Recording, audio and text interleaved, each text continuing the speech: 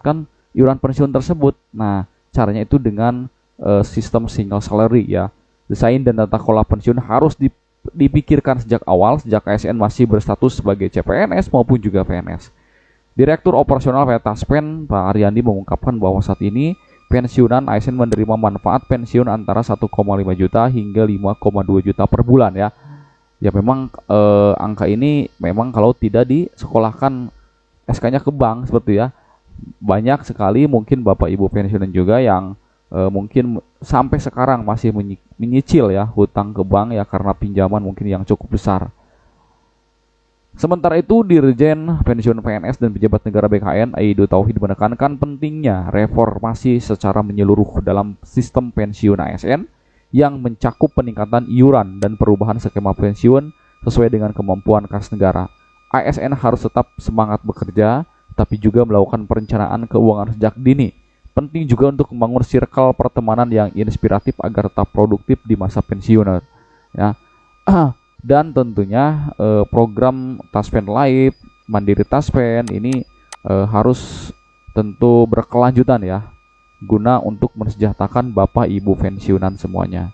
Nah, Kepala BKN berbicara ya terkait dengan pilihan bentuk program dan pendanaan pensiun, di mana yang pertama itu ada PSUGO yang pembiayaan pensiunnya itu langsung dari APBN yang sampai saat ini ya ini masih berlaku ya. Nah, untuk itu Kepala BKN Fajudan Arifakullah memaparkan sistem pensiun dengan fully funded ini akan menjadi salah satu peningkatan kesejahteraan ya bagi para pensiun, di mana nantinya uang pensiun itu akan dapatkan lebih besar dan secara menyeluruh, dan tentunya itu bisa dibayarkan secara sekaligus. Jadi sesuai dengan keinginan para pensiunan semuanya. Nah, Kepala BKN yang juga menjabat sebagai Ketua Umum Korfri menyambutnya, beliau menegaskan bahwa komitmen Korfri untuk memperjuangkan sistem pensiun yang lebih adil dan sejahtera. Banyak pensiun yang terkejut karena dana pensiun yang diterima hanya 8% dari take home pay saat masih aktif bekerja. Oleh karena itu kami konsisten memperjuangkan single salary system dengan satu sistem gaji tunggal sebesar 15 juta rupiah misalkan ya, tanpa rincian tunjangan. Nah, dengan sistem ini, pensiun nantinya akan menerima 75% dari gaji tunggal. Deputi Bidang Penyelenggaraan Layanan Manajemen ASN, Pak Aris Windianto, menyatakan bahwa reformasi sistem pensiun bukanlah hal yang baru. Ia juga menjelaskan bahwa usulan perubahan sistem pensiun itu telah diajukan sejak 20 tahun yang lalu ya teman-teman ya. Ini cukup banyak ya. Kami berupaya untuk membentuk lembaga dana pensiun untuk mengoptimalkan pengelolaan dana pensiun yang lebih transparan dan tentunya lebih akuntabel. Nah, di sini ada reformasi pensiun ya, di mana untuk PSUGO ini beban pensiun meningkat setiap tahun ya. Nah, untuk program fully funded ini tidak akan meningkat ya, dan juga meminimalisir terjadinya korupsi dana pensiun yang secara besar ya.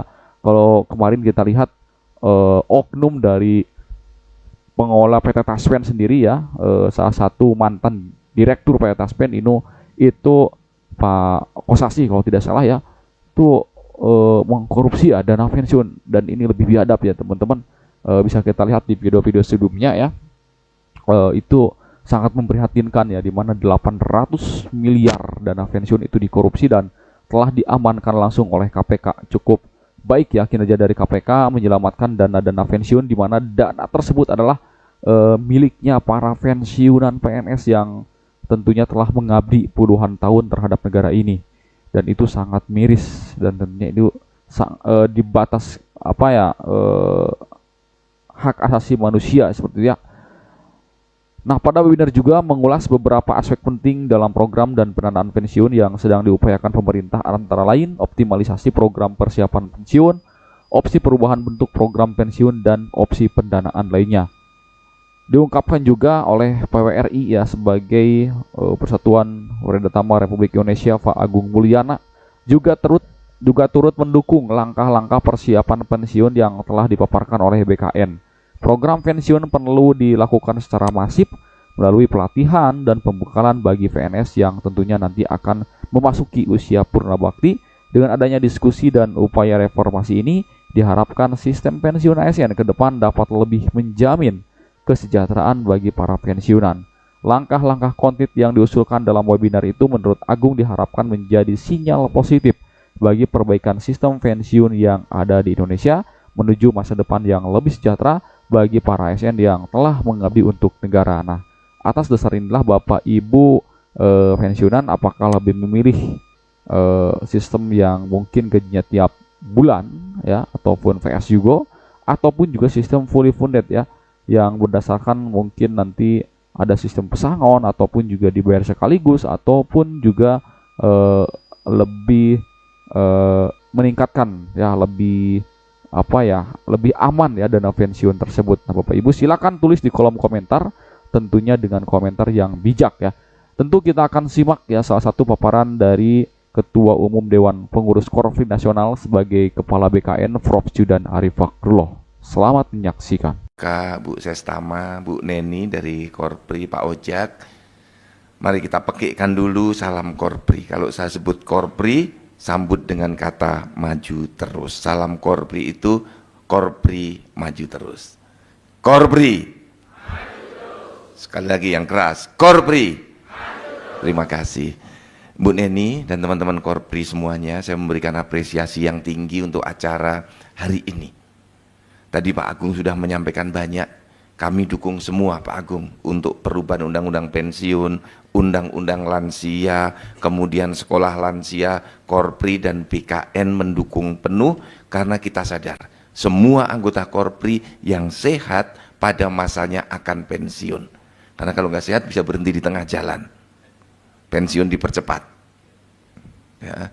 Nah kita berdoa, kita semuanya sehat walafiat, sehingga semua pensiun semua dan sejahtera bahagia sampai umur 100 tahun semuanya. Amin. Saya selalu berdoa, selalu bermimpi besar, dan teman-teman saya ajak juga selalu bermimpi besar, usianya panjang, manfaatnya panjang, kita berdoa panjang umur karena bisa berbuat lebih banyak kalau masih hidup. Dan kita harus meniru kepada orang-orang besar yang sudah meninggal dunia pun masih memberi manfaat. Contoh makam Bung Karno di Blitar menjadi tempat pariwisata, menghidupi orang banyak. Itu meninggal dunia tapi umurnya panjang. Para wali, Sunan Gresik, Sunan Ampel, Sunan Bonang, Sunan Derajat, ya Sunan Gunung Jati, walaupun beliau sudah wafat masih memberi manfaat, itu panjang umur juga. Nah kita berdoa seperti itu. Secara fisik kita usianya panjang, secara rohani juga memberikan manfaat yang panjang. Jadi rekan-rekan semuanya, hari ini acara yang sangat bagus karena kita harus merancang bukan hanya saat pensiun, saat aktif pun sejahtera dan bahagia, saat pensiun juga bertambah sejahtera dan bahagia. Yang disampaikan Pak Agung benar. Jadi Bu Neni kita rancang, kita lanjutkan kajian sistem pensiun, nanti sambil kita sampaikan kepada semua pimpinan kita, Bapak Presiden dan DPR, perubahan undang-undang pensiun. Dan kita dukung yang disampaikan Pak Agung tadi, undang-undang lansia. Karena semua masyarakat senior perlu dihormati. Ada affirmative policy yang melahirkan affirmative action. Yang namanya afirmatif adalah tindakan khusus sementara. Jadi polisinya juga bersifat khusus dan sementara. Khususnya untuk siapa? Para lansia. Sementaranya kapan? Saat melakukan layanan-layanan tertentu. Misalnya layanan kesehatan, layanan keuangan saat di bank misalnya. Berbagai negara sudah menerapkan affirmative policy yang melahirkan affirmative action. Jadi ada tindakan khusus sementara.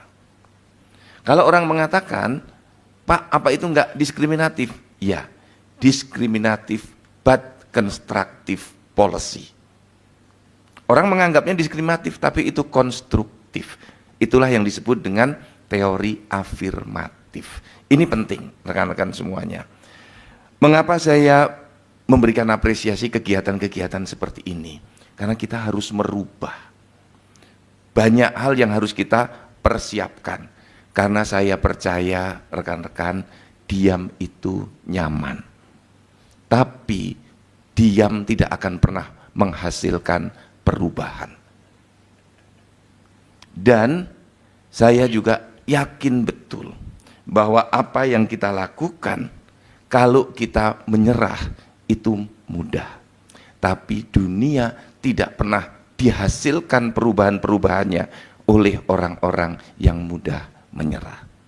Jadi kita tidak boleh diam dan kita juga tidak boleh mudah menyerah. Baik kawan-kawan di BKN, kawan-kawan di Korpri, ayo kita terus bergerak. Terus nyalakan api semangat teman-teman semua. Walaupun kecil, terus nyalakan.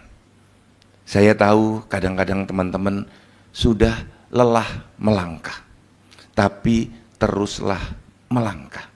Karena diam tidak menghasilkan perubahan. Lakukan langkah-langkah kecil, lakukan perubahan-perubahan yang terus menerus, dan kuncinya adalah kita tidak boleh diam. Diam itu enak, diam itu nyaman, tapi perubahan tidak pernah dihasilkan oleh orang-orang yang berdiam.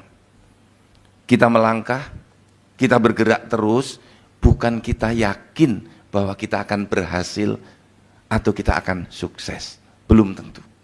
Tapi yang kita yakin adalah kalau diam, perubahan tidak akan terjadi. Bergerak pun belum tentu terjadi perubahan itu, apalagi diam. Jadi rekan-rekan semua, sekecil apapun, mari kita di Korpri terus berupaya. Di BKN terus berupaya. Semangat kita kalau Korpri itu sebagai orang tuanya ASN. BKN sebagai bapaknya ASN. Maka kita harus bergerak terus untuk membuat ASN kita saat mulai masuk bekerja itu sudah merasakan kebahagiaan. Terus menjadi lebih sejahtera sampai pensiun itu merasakan alhamdulillah saya akan pensiun sudah akan cukup dan sejahtera. Tapi ini mimpi besar. Saya selalu bermimpi besar Pak Agung ketika masuk jadi ketua umum Korpri 10 tahun yang lalu merancang bisakah kita menerima pensiun yang diberikan 70 juta itu apa namanya Bu Neni? Kalau pensiun tunjangan hari tua. Bisa enggak tunjangan hari tua dapatnya 500 juta sampai dengan 1 miliar. Kemudian saya teringat dengan firman Tuhan, innama amruhu idza aroda sayan ayyakulalahu kun fayakun. Allah sudah berfirman kun fayakun, kalau itu jadi maka jadilah. Kemudian kawan saya, iya Pak Judan, saya pasrah aja kun fayakun, kalau saatnya dapat 1 miliar, dapat 1 miliar. Enggak juga begitu, saya bilang. Harus ada ikhtiarnya. Saya nambah Bapak dan Ibu. Agar saat besok saya umur 60 tahun saya mengambil pensiun atau umur 70 tahun sesuai guru besar saya ngambil pensiun dapatnya 500 juta atau 1 miliar. Saya nambah iurnya. Jadi biar jadi kun fayakun saya nambah iurnya. Yang selama ini kalau dipotong antara berapa? 8% ya. Untuk THT dan pensiun dan hari tua sekitar 8%, saya tambah menjadi 25% dari semua penghasilan saya. Saya investasikan. Saya nambah iurnya. Karena saya ingin dapat banyak. Maka itu yang saya lakukan dengan kata dah menyerah. Kalau menyerah nggak akan ada perubahan. Kalau saya diam nggak akan ada perubahan. Belum tentu juga berhasil. Tapi perubahan akan ada. Saya jamin besok THT saya lebih besar dari Pak Herman. Pensiunnya hampir sama, tapi beliau karena standar 8%, saya 25%. Wajar kan? Ada selisih 17%, nanti pendapatannya juga akan berbeda. Nah, apalagi yang harus kita investasikan? Rekan-rekan, saya berinvestasi besar di 2 titik. Satu di pendidikan dan yang kedua di kesehatan. Ini investasi penting. Di luar investasi finansial, Saya sejak 20 tahun yang lalu mengembangkan bisnis bonsai. Jadi saya memberi contoh ke rekan-rekan saya.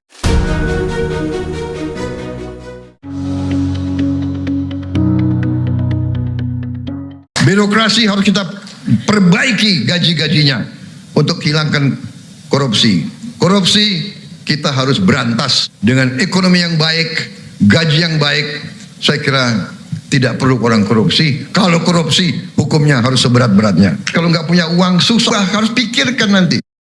Cari pakar-pakar. Rapel yang sedang diproses saat ini, dan apakah ada tanda-tanda tertentu yang menunjukkan bahwa dana tersebut kemungkinan akan segera masuk ke rekening Anda dalam waktu dekat.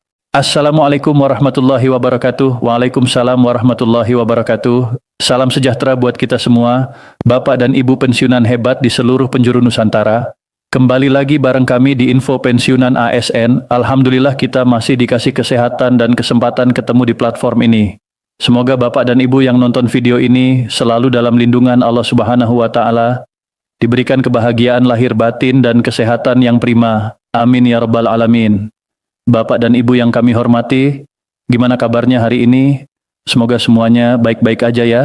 Kami doakan semua harapan Bapak dan Ibu, terutama yang terkait hak-hak pensiun, dimudahkan dan dilancarkan.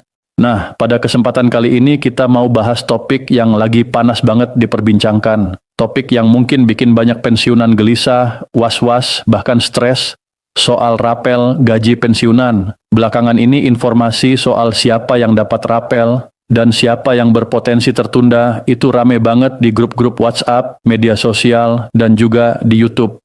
Karena sekarang kita udah tanggal 10 Maret 2026, pembahasan ini akan kita sesuaikan dengan situasi terkini. Kita kupas tuntas masalah ini pakai bahasa yang runut, gampang dimengerti, dan yang penting, kepala dingin. Jangan kemana-mana, informasi ini krusial buat masa depan Bapak dan Ibu sekalian. Kenapa kabar rapel ini bisa sensitif banget? Bayangin deh, di satu sisi kita dengar kabar gembira ada tambahan dana, ada rapel yang bakal cair, pasti rasanya seneng. Langsung kebayang mau dipakai buat apa? Bayar cicilan, bantu anak, biaya berobat, atau sekadar nambah pos belanja. Tapi di sisi lain tiba-tiba muncul info bahwa nggak semua pensiunan akan menerima rapel pada waktu yang sama, ada yang tertunda, bahkan ada kabar bahwa ada golongan tertentu yang mungkin nggak dapat. Waduh, campur aduk rasanya, deg-degan, bingung, perasaan kayak gitu wajar banget. Makanya kita harus bahas ini dengan kepala dingin, hati lapang, dan pemahaman yang jernih. Jangan sampai termakan info setengah-setengah yang malah bikin stres sendiri. Pertama-tama kita harus paham, proses pencairan dana pensiun dan rapel itu ada aturan administratif dan teknis yang tidak bisa diabaikan. Ini serius, bukan main-main. Seringkan kita langsung tarik kesimpulan, hak pensiun dihapus. Padahal belum tentu begitu. Banyak kasus yang sebenarnya bukan menghapus hak, tapi menunda pencairan karena ada syarat yang belum terpenuhi atau proses verifikasi yang belum selesai. Jadi intinya, belum cair bukan berarti hilang haknya. Ingat juga, lembaga yang ngurusin ini punya tanggung jawab besar. Misalnya kalau ada pembayaran yang longgar verifikasinya, bisa saja dana cair ke orang yang sudah meninggal, atau ke rekening yang salah, atau bahkan ke pihak yang enggak berhak. Itu rugi negara dan rugi keluarga yang berhak. Makanya, verifikasi data itu ketat, tujuannya melindungi hak Bapak dan Ibu juga. Jadi kalau ada pensiunan yang belum terima rapel, bisa jadi karena salah satu syarat administratif belum terpenuhi, data belum sinkron, atau verifikasi belum kelar. Kita harus paham itu biar nggak jadi panik. Siapa saja sih golongan pensiunan yang berpotensi mengalami penundaan per 10 Maret 2026? Setelah paham bahwa penundaan bukan berarti penghapusan hak, penting buat tahu siapa yang paling berisiko. Dari pola pencairan yang sering terjadi, ada 4 golongan utama yang kerap muncul dan paling mungkin kena kendala. Yuk kita bahas satu persatu, biar Bapak dan Ibu bisa segera antisipasi. Golongan pertama, pensiunan yang belum melakukan autentikasi secara berkala. Ini penyebab klasik dan paling sering terjadi, padahal sebenarnya gampang diatasi. Autentikasi itu intinya bukti bahwa penerima pensiun masih hidup, masih aktif, dan berhak menerima pembayaran. Ini bentuk verifikasi keberadaan penerima yang dilakukan oleh PT Taspen melalui sistem yang mewajibkan penerima pensiun melakukan autentikasi berkala. Tujuannya mulia, mencegah pembayaran ke orang yang sudah meninggal atau ke rekening yang salah, menjaga data supaya selalu update dan akurat. Praktiknya gimana? Di era digital sekarang, otentikasi banyak diarahkan lewat aplikasi Andal by Taspen. Nama aplikasinya sendiri Andal by Taspen. Lewat aplikasi ini, pensiunan bisa verifikasi identitas dengan gampang pakai ponsel pintar. Ada fitur face recognition yang memudahkan. Tapi ya kenyataannya nggak semua pensiunan mahir pakai gadget.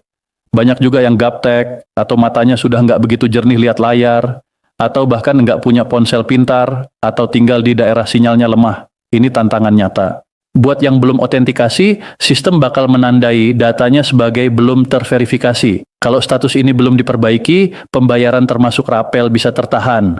Sistem biasanya nunggu sampai otentikasi selesai baru proses pencairan dilanjutkan. Jadi pertanyaan kita, kapan terakhir kali Bapak Ibu otentikasi? Sudah lewat Andal by Taspen kah? Atau masih bingung? Kalau belum, sekaranglah saatnya. Manfaatkan aplikasi Andal by Taspen. Kalau kesulitan, minta tolong keluarga. Jangan malu minta bantuan anak, cucu, atau keponakan. Mereka biasanya jago teknologi dan senang bantu. Kalau tetap susah karena kendala gadget atau sinyal, Bapak Ibu bisa datang langsung ke kantor Taspen atau ke bank mitra seperti Bank BRI, Bank Mandiri, Bank BNI, atau Bank BTN. Petugas di sana siap bantu otentikasi manual. Intinya, jangan tunda. Otentikasi itu bukan formalitas doang. Ini kunci supaya hak pensiun tetap lancar. Semakin cepat dilakukan, semakin aman. Golongan kedua, pensiunan yang punya masalah administrasi. Ini juga sering banget jadi penyebab tertahannya pembayaran. Masalah administrasi tampak sepele, tapi dampaknya bisa besar. Apa aja yang termasuk masalah administrasi? Banyak. Contohnya data pribadi belum diperbarui, misalnya baru pindah alamat, tapi data di Taspen masih alamat lama, atau ada perubahan status perkawinan yang belum dilaporkan, misalnya pasangan meninggal tapi belum diberitahukan. Ada juga perbedaan data identitas. Nama di KTP nggak sama persis dengan nama di SK pensiun, atau tanggal lahir beda. Hal-hal kecil kayak nama atau tanggal lahir yang nggak sinkron bisa bikin sistem menolak pembayaran.